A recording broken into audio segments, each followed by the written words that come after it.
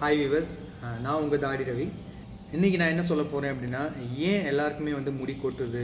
ரொம்ப பேர் வந்து சொல்கிறாங்க, தாடி வந்து எனக்கு நல்லா பெருசாக வளர்ந்துருக்கு, ஒரு 2 மாதம் நல்லா வந்திருக்கு, அதுக்கப்புறம் வந்து கொட்ட ஆரம்பிச்சிருச்சு அப்படிங்கிறாங்க.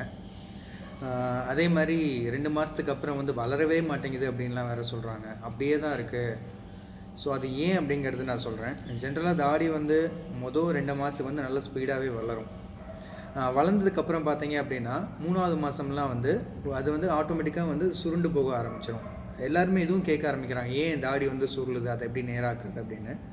எஸ், இது ஜென்ரலாக நம்ம வெளியிலலாம் போயிட்டுருக்கோம், அந்த காற்று படுது ப்ளஸ் டஸ்ட்டெல்லாம் உழுவுறதுனால என்ன ஆகும் அப்படின்னா முடி வந்து கொஞ்சம் திக்காக ஆரம்பிக்குது. அதாவது வெயிட் வந்து அதிகமாகிறதுனால என்ன ஆகும்னா ஆட்டோமேட்டிக்காக வந்து சுருள ஆரம்பிச்சிடும். அது மட்டும் இல்லாமல் மொதல் ஒரு 4லேருந்து 5 மாதம் வரைக்கும் முடி வந்து ஆட்டோமேட்டிக்காக சுருண்டு தான் வளரும்.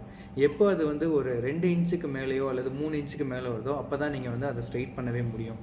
அது ஜஸ்ட் நீங்கள் டெய்லி தேங்காய் எண்ணெய் தேய்ச்சிட்டு சீப்லேயே வந்து நேராக இழுத்து விட்டிங்கனாலே போதும், ஆட்டோமேட்டிக்காக வந்து ஸ்ட்ரைட் ஆக ஆரம்பிச்சிடும். அதே மாதிரி உங்களுக்கு அந்த சைஸ் வந்து 3 இன்ச்சாச்சு இருக்காங்கிறத பாருங்கள். 3 இன்ச்சுக்கு மேலே அப்படின்னா ஸ்ட்ரைட் பண்ணலாம், பட் அதுக்குள்ளார ஸ்ட்ரைட் வந்து பண்ண முடியாது, ஆட்டோமேட்டிக்காக அது வந்து சுருண்டுரும்.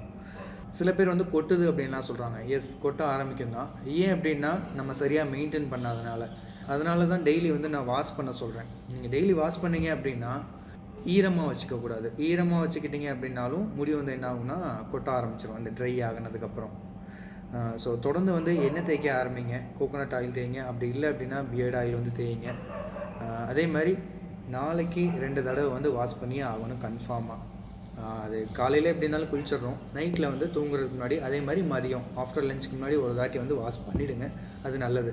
ஸோ இதனால் என்ன ஆகுனா கொட்டுறது வந்து கொஞ்சம் கம்மி பண்ணும். ஸோ ஏன் இதெல்லாம் வந்து கொட்டுது அப்படின்னு பார்த்தா ஃபஸ்ட்டு ரீசன் வந்து ஸ்ட்ரெஸ் அப்படின்னு தான் சொல்லுவேன் நான் வந்து. நம்ம வந்து ஸ்ட்ரெஸ்ஸாக இருந்தோம் அப்படின்னா ஆட்டோமேட்டிக்காக வந்து பாடி ஹீட் ஆகும், அதனால் முடி வந்து கொட்ட ஆரம்பிக்கும். ஃபஸ்ட்டு அது வந்து வெள்ளை கலரில் மாறும், அதுக்கப்புறம் வந்து கொட்ட ஆரம்பிச்சிடும். சிலருக்கு கொட்டலை அப்படின்னாலும் ஃபுல்லாக வந்து அங்கங்கே பேட்சாக வெள்ளை முடியெல்லாம் வந்து வர ஆரம்பிச்சிடும்.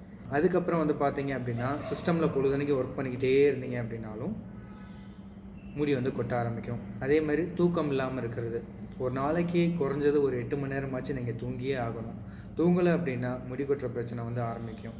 ப்ளஸ் நம்ம சாப்பிட்ற விஷயங்கள், இயற்கையான உணவு எடுத்துக்கோங்க, அதெல்லாம் வந்து சாப்பிட்டீங்க அப்படின்னா முடி கொட்டுறது வந்து கம்மியாகும். நான் என்னோடய இன்னொரு வீடியோவில் சொல்லியிருக்கேன் என்னென்ன விஷயங்கள் வந்து ரெகுலராக வீட்டில் சாப்பிட்ணும் அப்படிங்கிறதெல்லாம். அதை நீங்கள் பார்த்தீங்க அப்படின்னா தெரிஞ்சுக்கலாம்.